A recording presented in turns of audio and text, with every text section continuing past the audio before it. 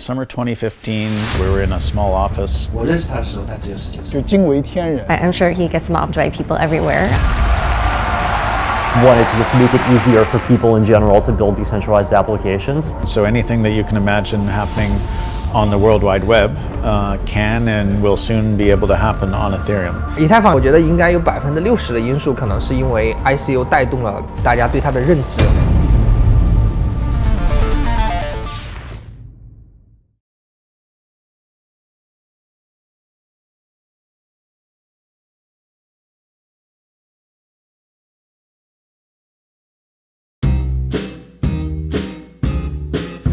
I was fortunate to give some people their first Bitcoin. I gave Rich Branson a Bitcoin. I gave Bill Clinton his first Bitcoin. I even gave Princess Buttercup her first Bitcoin. I asked Bill Clinton, have you heard of Bitcoin? Do you have any? He's like, no. And I'm like, well, I'd like to give you your first Bitcoin. His face lit up. I don't think he was expecting that.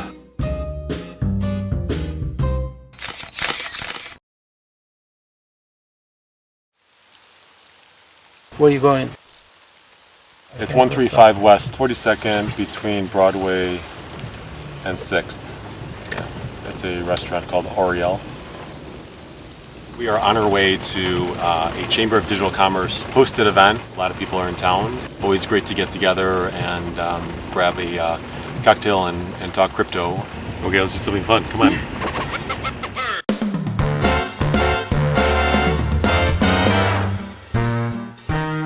I'd like to introduce Matt Rozak from Block. The one thing I was fortunate to do was start developing these dinners, these originally Bitcoin supper clubs, blockchain supper clubs, where at these conferences. Whose first blockchain supper club is this? Okay, awesome. And who's been to one before? Let's see a round of applause here. Awesome. Let's get 20, 30 CEOs, entrepreneurs, technologists around the table, and through that, built some amazing friendships.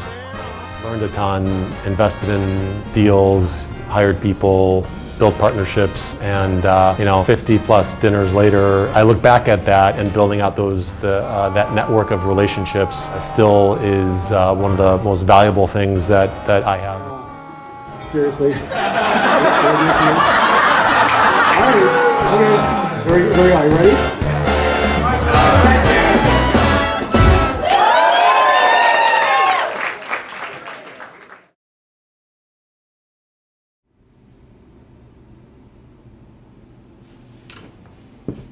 I am a first-generation Polish American. My mother, she was actually born on a train on the way to Siberia during the war. She grew up in Siberia for 3 years, which is, it makes you think like you never have a hard day in your life.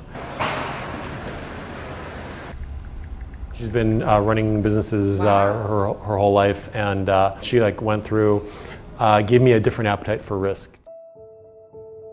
冒险可能是投资人最显著的基因特征了。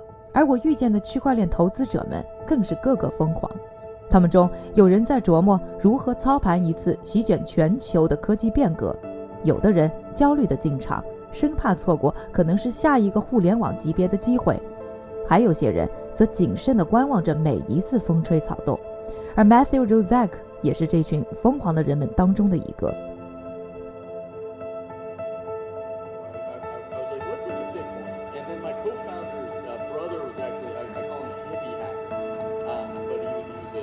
By 2012, I was getting into the ecosystem, and it was still relatively raw and kind of uncharted territory, and so started investing in a lot of the bridges, roads, and tunnels of Bitcoin and blockchain. Processors, exchanges, miners, software layers. 18年年初，福布斯第一次发布了全球数字货币富豪榜 ，Matthew Rozak 名列第5，加入了数字货币亿万富翁的俱乐部。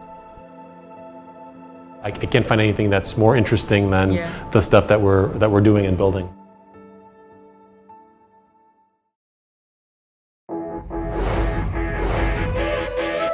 我是一加，2017年可能是我关注区块链以来最疯狂的一年。在这一年，大家不仅见证了比特币接近2万美元的天价，也目睹了一种新融资模式的野蛮生长。One of the first killer applications of blockchain is this new funding tool that has been since called an ICO. This year, I think early stage companies raised more money through ICO than venture capital. Do you feel scared? Fantastic. 这是最好的时代，也是最坏的时代。这是智慧的时代，也是愚蠢的时代。People would try to buy and invest in ICOs for an expectation of a high return. Can they get it? Just the best scamming technology. I hope ICOs die.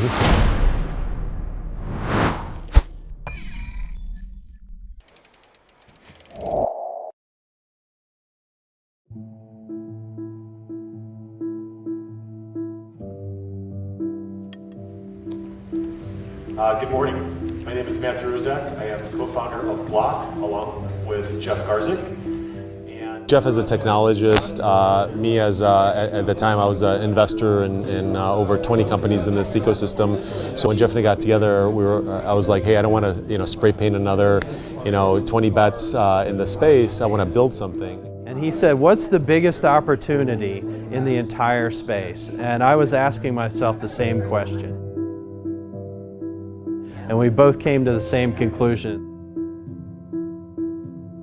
Trying to build something that has new utility, new use cases, and is just a better crypto.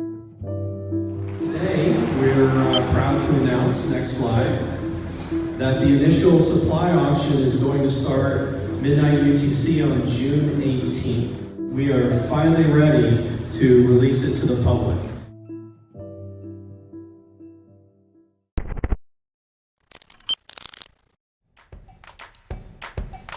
Mastercoin 它的第一个 ICO 是 Mastercoin， 对 Mastercoin， 万事达币，历史上第一个 ICO。当时我们没有 ICO 的概念。You wanted to be a part of it. 今天那个币还在，还活着。我到现在还没去拿那个万事达币呢，因为我只投了一个。哦，我也不在意，但是我把名分占了。对对对，有我一股。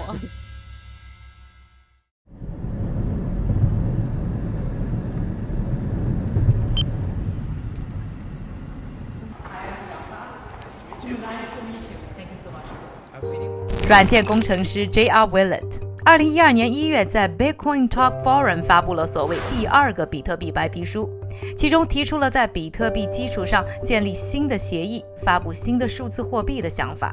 当时并未引起什么关注，直到2013年7月，他发起了史上第一次数字货币众筹，才在当时的圈内引起轰动，就此诞生了世界上第一次 ICO Mastercoin 万事达币项目。I got into mining in 2011. Once mining became a little less profitable, I started casting around for how can I get involved in a more deep way. And I started writing a paper about how to build on top of the Bitcoin blockchain and what new features we could add on top of the Bitcoin blockchain. That white paper was released in the beginning of 2012, and it described how to do the first ICO. Did you have the name ICO in the white paper? No, I was not that stupid. That I think it's asking for the SEC to come kick down your door kind of name. Mm-hmm. I called it a bootstrapping mechanism. I said, we can pay for our own development of this protocol if we sell the tokens in advance. And I wanted someone else to do it. I desperately wanted someone else to do it. I've been telling people this for at least a year now. I've been saying, because I want to invest in it. I don't have a ton of coins, but that's where I want to invest my coins. And I have yet to find somebody who wants my coins. Does anybody in this room want my Bitcoins? Because I want them. I tried for 18 months. I was haranguing people on the Bitcoin forums. I finally gave up and decided to do the first one myself. That was 18 months later, though, summer of 2013. And that became Mastercoin, which was later renamed to Omni. We're going to make a new protocol layer. It's going to have new features X, Y, and Z on top of Bitcoin. And here's who we are, and here's our plan, and here's our Bitcoin address. And anybody who sends coins to this address owns a piece of our new protocol. Anybody can do that.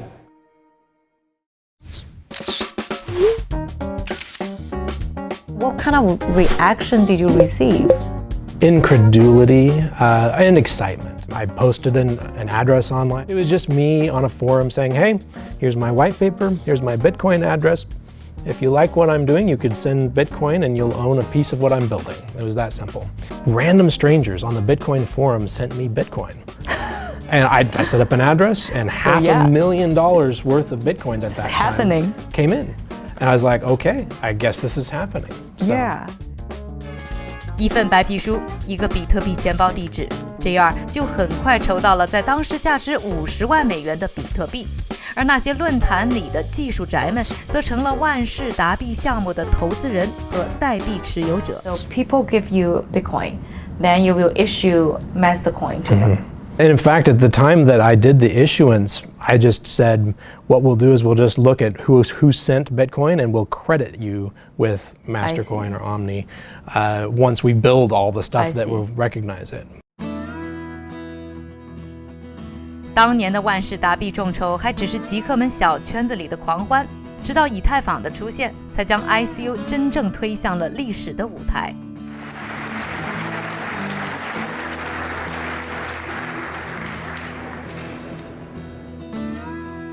I mean, the model was emerging, certainly like in 2014 with Ethereum. The ICO was basically created, you know, from as an outroots of byproduct of Ethereum. And in 2011, 2012, people would photocopy Bitcoin, spin up their own Litecoin or Dogecoin or something like that. But you had to do all this node work, you had to do all this mining work, all this stuff. What Ethereum did and why this is Ethereum's killer app is they created one smart contract that lets you have a token. And once you create that piece of software, I can have a token, you can have a token. And it's just a couple keystrokes on your mobile phone. So that made it so simple to create your own ledger on top of Ethereum's ledger. You didn't have to do all this software work.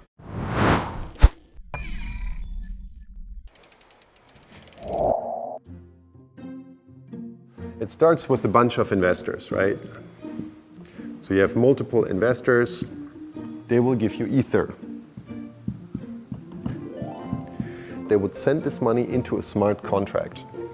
You send in Ether, and this smart contract will mint basically a token, right?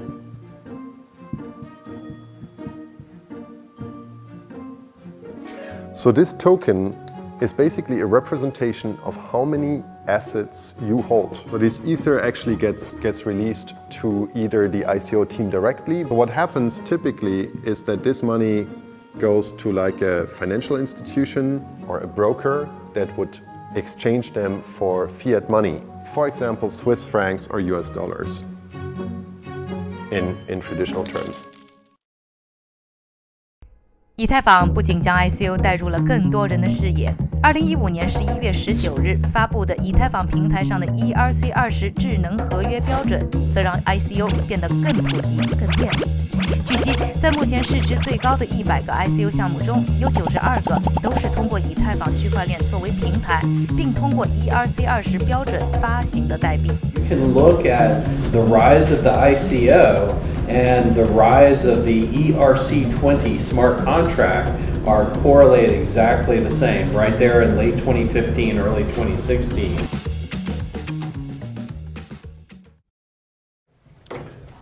Nice to meet you. Nice to meet you. Bianca.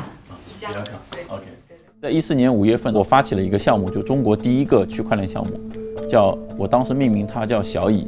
我跟当时主流的中国的一些天使投资人也都聊过，但他们觉得都看不太懂，因为你这个都没有公司结构，对吧？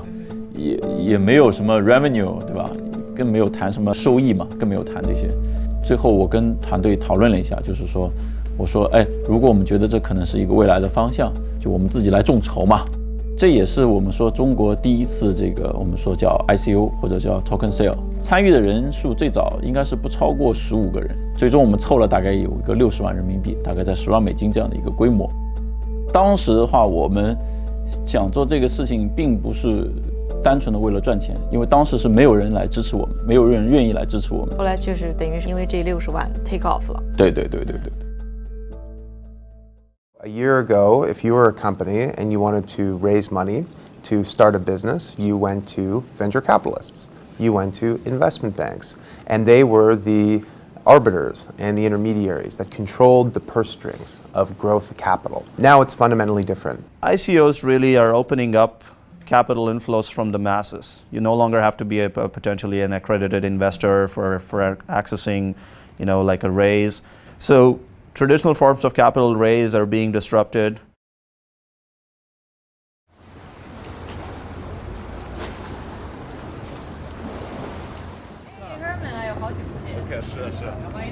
好，谢谢啊，很高兴再见到你啊。刘家宏博士是硅谷资深的风投家。2016年1月，他作为执行合伙人加入了风投公司 Andra Capital。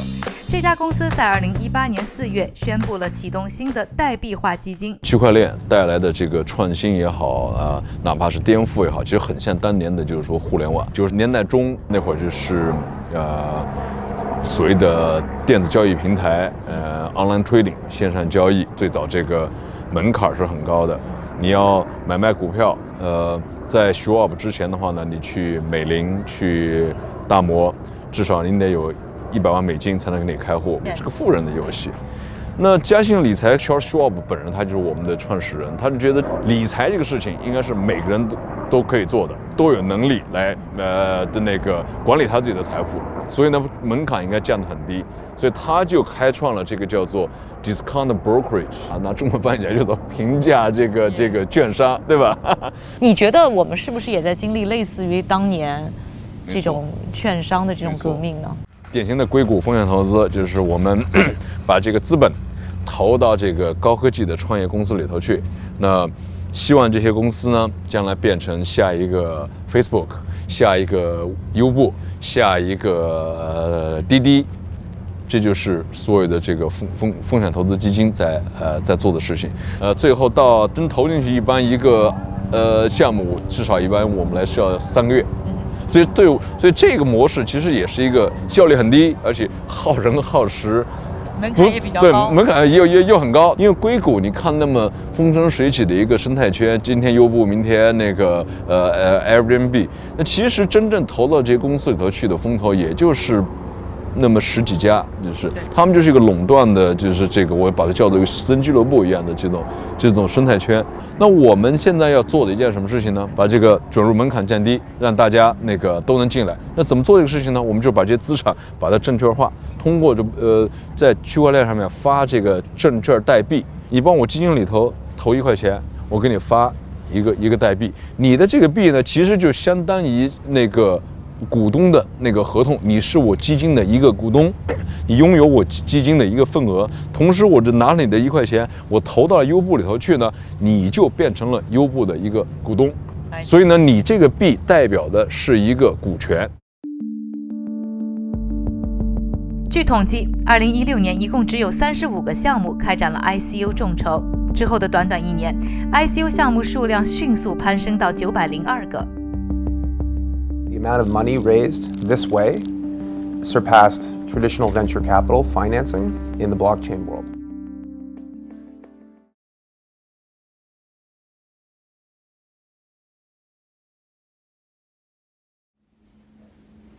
Yeah, no, in 2014 I got really interested in at the beginning of 2016 the project was going nowhere, so I had taken a job in robotics. Arthur would never stop talking about it, and so I had a if you can't beat them, join them moment. I guess like the first thing that we did, Arthur had me It's one thing to have a white paper, it's one thing to have an idea, and you have to implement it.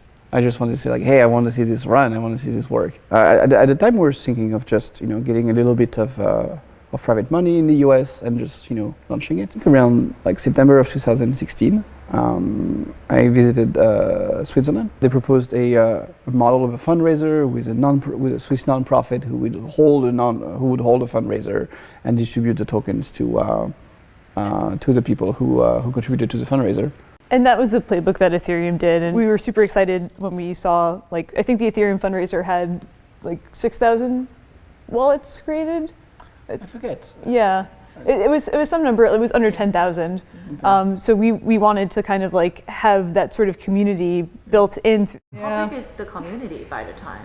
There's about 40,000 people on the mailing list, 30,000 contributors to the fundraiser.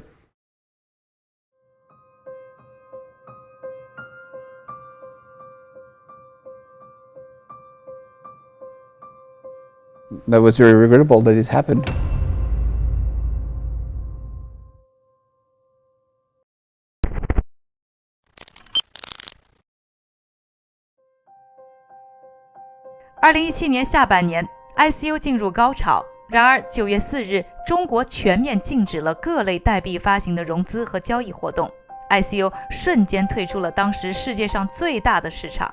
随后，韩国叫停，日本、澳大利亚、新加坡各国政府都表现出谨慎的态度。美国证券交易委员会和英国金融市场行为监管局也多次发出了风险警示。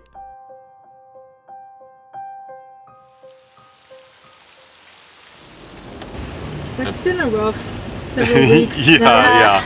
It's a roller coaster. You have to like put on your helmet, put on your gloves, fasten your seatbelt. You need to just, get ready for this ride,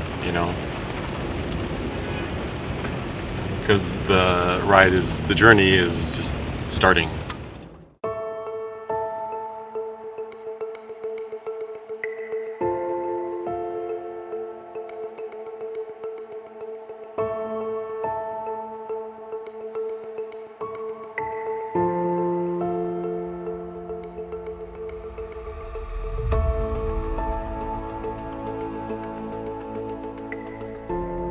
About 25 days from today.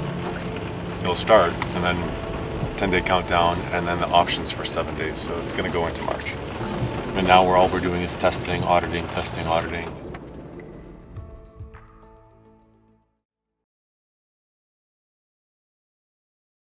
Two things. One is building autonomous networks is hard. It needs to be tested and audited extensively. That takes time. Number two is once it launches, the network is ready. The auction is the start and the ignition for the network. Why do you think it's important to have a product before you just raise money in ICOs? I think the nature of the market is, there's a lot of money trying to find opportunity in that standpoint. The pump and dump schemes and the scams and all of the bad acting, that makes me sad because this new promising technology is just being abused by greed. 根据 Token Data 的数据，在2017年开展的902个 ICO 项目中，142个项目在注资阶段已经失败，276个项目或卷款逃跑，或在开发阶段流产。这就意味着 ICO 的失败率接近50%。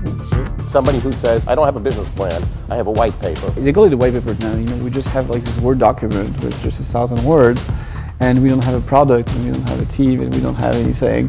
But just send us money. And that would work. I think the ICO is corrupted by design. You can have a white paper and a Bitcoin address, and people will send you money. 2017年7月27日，福布斯杂志的封面故事将 ICO 称为史上最疯狂的泡沫，形容这是一群精明的人从贪婪的傻人手中赚钱的游戏。然而，这个游戏是怎么玩的呢？ So in the summer of 2016, that's when all of my sources in the crypto space suddenly started talking about what they were calling Wall Street 2.0. They were saying like, hey, we're realizing that there's this thing you can do where you can raise money. At the same time, it solves a business problem, which is if you're trying to build a network, how do you get people to join the network early on? And so they were really excited about the idea that you could kind of like incentivize people to join early by offering this token and saying, hey, like maybe the token will rise in value if the network grows big. And so they were like, oh, it's this weird animal. It's like a crowdfunding mechanism, a way to, build your network. But then as time went on and more people learned about this fundraising mechanism, a lot of opportunists and frankly, probably not very, not very conscientious people, I guess you could say, decided, oh, hey, I can get people to give me free money with this. And so There were a lot of people that were either perpetrating scams with this mechanism or that maybe weren't so serious about what they were building.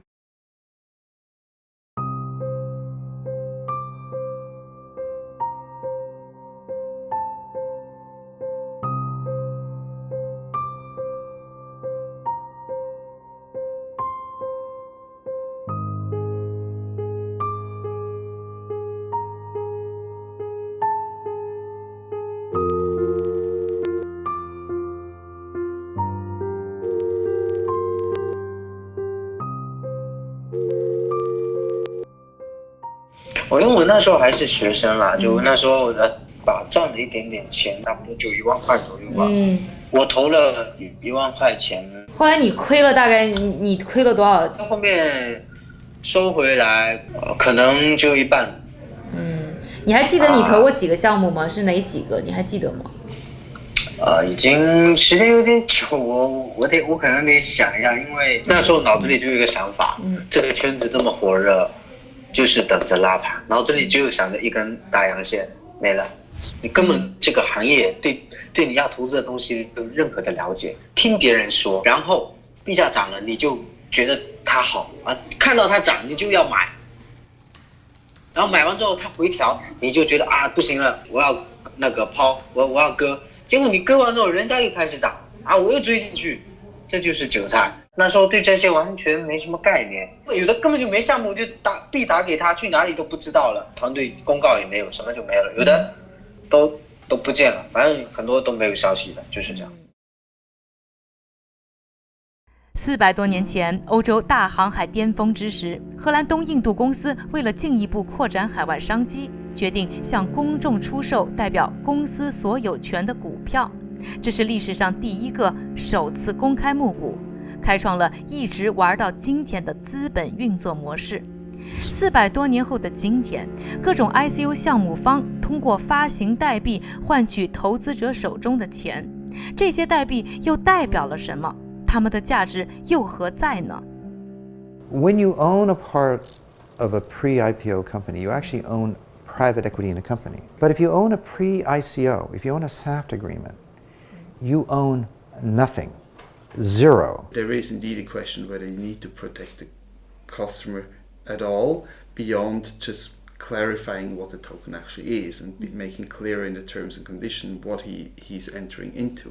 ICO 里最常见的代币有2种，一种是用来使用项目产品和服务的功能型代币。Most of the ICO activity over the past year or two has been driven largely by utility token offerings. You use them to get access to certain services or products through an application.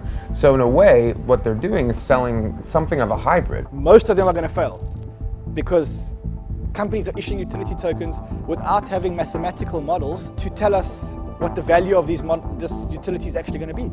另一种是对公司股权或资产进行代币化的证券型代币，然而它的合法性也有待商榷。By the very nature, blockchain can be anonymous. In this country, in many developed countries, you can't have anonymous securities or bearer bonds, for example, because you have to keep track of your tax filings. People would try to buy and invest in ICOs for the expectation of a high return. Can they get it? 那投资者期待从 ICO 中获得的投资回报又是如何实现的呢？ They have to get their tokens listed on the exchanges. 其实大家拿到这些新币啊，就是 ICO 发的这些新的币种，就是等着上交易所。那时候一些交易所，无论是知名的或者不知名的，每天都会上很多种币，而且这种币都是很疯狂的涨幅，很疯狂的涨势，比你买比特币，比你买一些主流币，买现货，那涨得多得多，你肯定要被吸引的，因为你觉得你投的币也会像他们这样子，你1块钱投进去也会变成5块、6块、7块这样子，但是你看到的，你再去参加，你已经晚了，你不知道背后是不是有人真的有在操纵。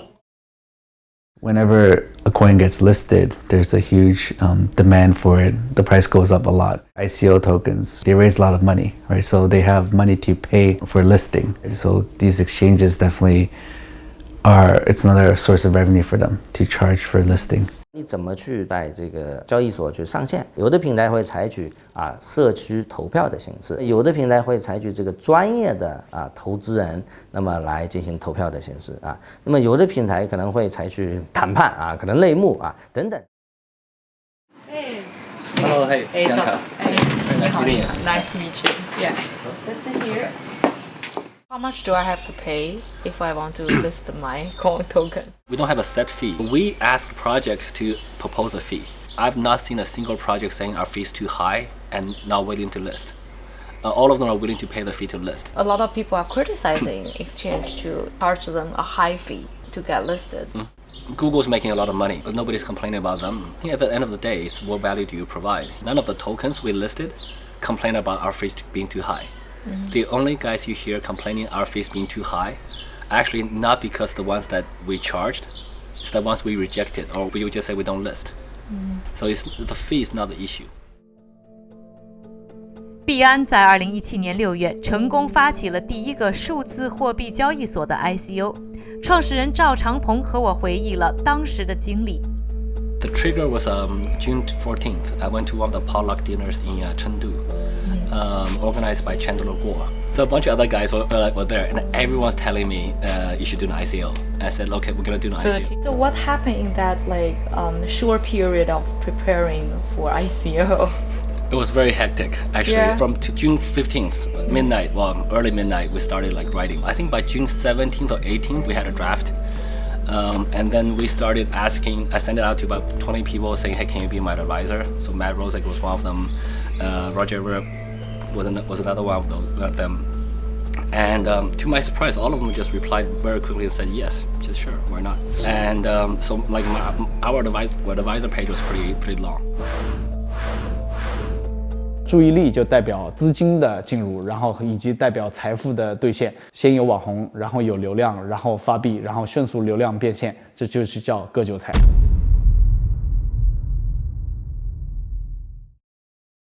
那你当时是通过哪些渠道去了解到这些项目的？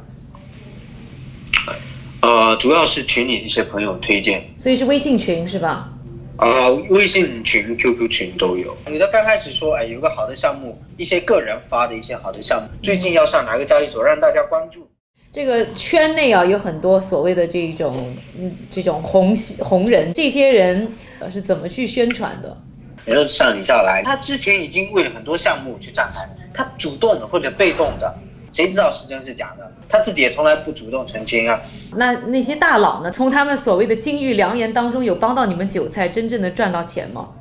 他们只会讲一些模棱两可的话，他们应该知道，已经想到最坏的结果出现的时候，他要怎么圆了。他的话基本上密不透风，很多时候他们已经被打脸了，那你又能怎么样呢？你的钱已经在他们口袋里啊，就是这样子。Private sale was interesting. It's like, okay, we now have a private sale, we're giving 20% discount. Do you want some? So now people have to put money in. Yeah. And then the reaction is quite interesting. Some people put money in very, very quickly. Some people kind of drag their feet. We closed $3 million in about 24 hours. Which day was that? June 19th or 20th. And then I think on June 22nd is the first day we did the public sale. On June 22nd, we said the first 10,000 people to register will get a certain allocation. I see. Because everybody's trying to grab it, and it's going to be some discount. Yeah. And then by July 2nd, we raised everything. We reached $50 million. ICO 这个游戏里有太多不成文的规则，优先入场的投资机构和大佬会拿到预售折扣，即使代币的交易价格跌破发行价格，依然可以稳赚。项目方一般也会持有一定比例的代币，不少项目团队会在市场上抛售获取利益。而通过 ICO 获得的融资，一部分要支付交易所的上币费，一部分要花在社区的宣传推广上，吸引更多投资者入局。在上交易所交易后，还要拿出资金来托盘拉币价，最终留给项目开发产品的钱已经寥寥无几，注定难以有长期发展的支撑力。最后币价下跌，留下满地被割的韭菜。The ICO craze is really a manifestation of the public's desire to get into the VC game far earlier than they've been getting. By the time they get in, all the profits have been squeezed out of the system. People are being misled. right? People are investing their hard-earned money into scams because it looks good on the outside. And as a techie, you look at them and you're like, that is not going to work at all. And the public can't see that. They lack the domain knowledge to be able to say, this particular set of ideas don't hold well together, or sometimes it's just technobabble. 其实我觉得整个币圈最不负责任的，其实是一些媒体，真的太无良了。一些利好利空都没有经过一些求证，不知道谁家交易所出了什么事情被黑客攻击了，马上发出来，结果人家交易所说我没有事啊，所以就会造成这个币价波动。是的，就是你发利空，人家马上就抛啊，赶紧把所有的币清掉，你就无形之中你一下子被割了。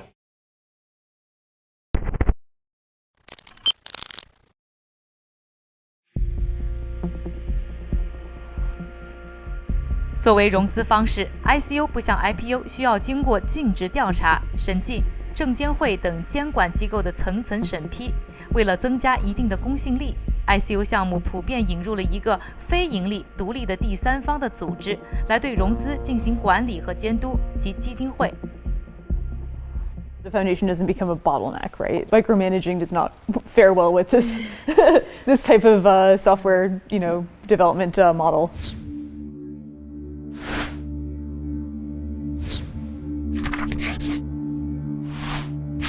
The foundation has 3 trustees who are in charge of the foundation, and every single penny that's spent by the foundation needs to be voted at by the 3 trustees.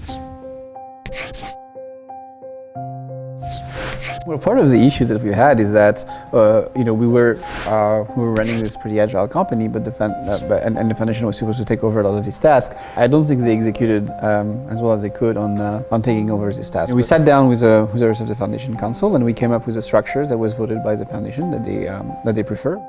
And I think one of them was not a really good fit for the project and made some mistakes. And we brought those mistakes to the council, who look into them and is taking appropriate action. That was very regrettable that it happened. Did the company get any money out of the fundraising? Not yet. So we have a contract with the foundation where the foundation will acquire our company, but only after the network launches and if the network works correctly. How will the money be used from the fundraising? Well, that's really up to the foundation council to decide, because ultimately there's the trustees who determine how the funds are used. 区块链行业里，很多人都在思考如何改变 ICO 模式中资金管理存在的问题。Matthew 和 Jeff 在设计 Metronome 时提出了他们的想法，要用去中心化的智能合约软件，而不是人和机构来管理。First and foremost, it's autonomous. It means when you launch it, it works, and there's no intervention by anybody, including Block or Jeff or anybody else involved, has no further kind of input in the way it operates. And I think autonomous networks, if you fast forward this movie, will be some of the most powerful and valuable layers of this new blockchain future. This is a new currency that, just like the Federal Reserve introduces new currency every day, every month into the US money supply, we've created something where no one is in control. And so it's truly an autonomous entity, organism.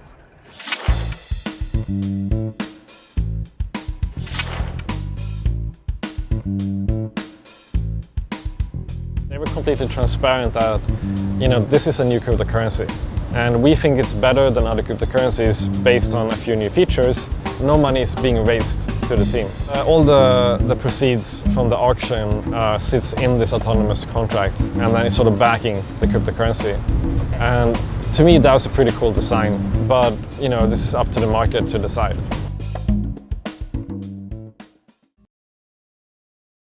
ICO 市场混乱，行业在呼唤监管，媒体在呼唤监管，投资者们也在呼唤监管，但谁来管？管什么？怎么管？摆在政府部门面前的问题，没有一个是可以轻松回答的。2017年，在瑞士发起的 ICO 项目众筹总额超过5亿美金，占全球 ICO 市场份额的14%。MME 正是当年以太坊 ICO 背后的法律顾问公司。近年来，他们也不断为瑞士政府提供区块链及数字货币相关的监管建议。FINMA published the guidance for ICO in February. Could you tell a little bit what it is about and what's the purpose of setting that up? FINMA in February 18 then launched this ICO guidelines, as they call that. From the content, FINMA looks at this from a very regulatory perspective, having looked at the ICO world and having decided that they mainly are concerned about two types of regulation, which is security and AML prevention, or AML regulations. It distinguishes between three token types coming from a regulatory considerations. One being an asset token, so that's where security regulations would apply. One being a so-called payment token, where AML regulations are being triggered, and one being the utility token, where no regulations are being triggered. Obviously, you still have to be careful that you don't touch the application of banking regulations or collective investment schemes, etc. Do you think what do you think about the guidance? Do you think what FINMA tries to do is find a balance to keep the Swiss brand in the financial market stable and strong, and thus really look at things carefully and be to a certain extent a bit conservative.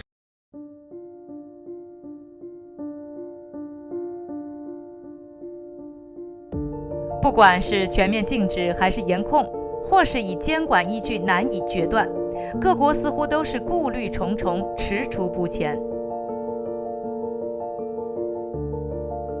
Those regulators are the SEC or the CFTC. They worry about unsophisticated investors being convinced to buy very volatile or speculative assets and then getting hurt. And they want the right disclosures. I think the real motivation behind that is to protect the entrenched interests of the venture capital world. You know, I think there's all of these invested interests who lose if the whole world moves into cryptocurrency for fundraising or for anything else for that matter. And those people are starting to take notice that their world is going to fall apart. The irony is that the regulators are likely to entrench the current system of capital raising, because if they essentially outlaw ICOs, then they're basically putting us in business for the long term. The last area I would say is tax policy. If more and more people start using cryptocurrencies, as taxes become really hard to collect. This is an existential threat to the government, of every government. The tax sort of regulatory requirements from the IRS, etc., are still sort of evolving. I think the IRS treats this as a property, but companies, of course, have questions about how different types of coins, how different companies who hold these coins on their balance sheet, how all of those are treated from an accounting perspective.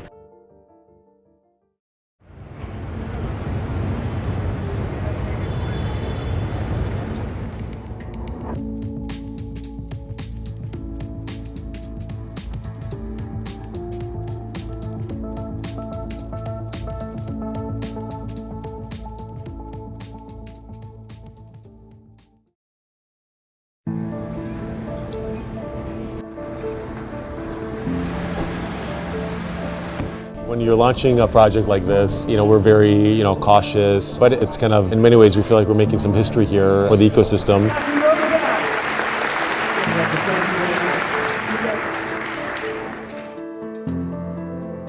And I think that dialogue and that energy will continue to evolve with Metronome, beyond Metronome. We have a lot of work to do as an industry. 没人预料到，最初曾被人不屑的 ICO 却带来了如此猛烈的冲击。创新面前，伟大的人看到了改变世界的潜能，而贪婪的人见到一夜暴富的商机。而这场充满了风险和未知的浪潮，也许并不属于我们这些普通投资者们，因为自身机制的不成熟和监管的困难 ，ICO 这种模式让我们很难看好。但任何技术的兴起都不可避免在一轮轮试错中慢慢建立基础设施，普及技术理念和完善有效监管。更何况是和钱近在咫尺的区块链呢？前路漫长，一个新生的生态圈在混乱中逐渐建立，希望迷雾终将散去。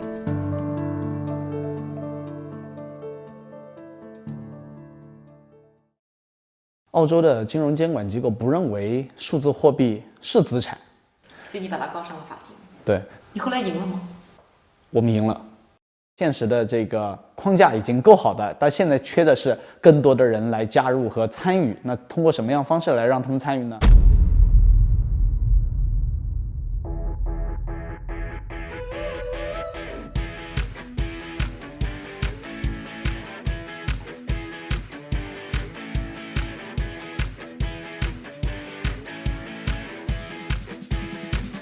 ？UNICEF as an organization works in 135 countries around the world and has more than 12,000 staff who are dedicated to solving problems for children.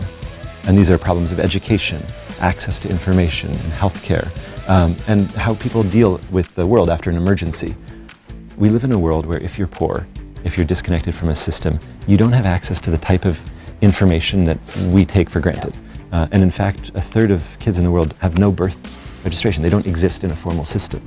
There are 60 million children on the move right now because of war or violence. So 60 million kids who have no home, no government that they're attached to. And those are types of problems that information can help us solve if we know where young people are, if we know what their needs are. And if we can do that with fluidity that's not bound to a national border, if we think about an application of a distributed ledger technology that could allow us to understand information better, to have more transparency, or to create systems that are fundamentally decentralized but accessible, those are things that we think can empower UNICEF and the governments that we work with to do our job better.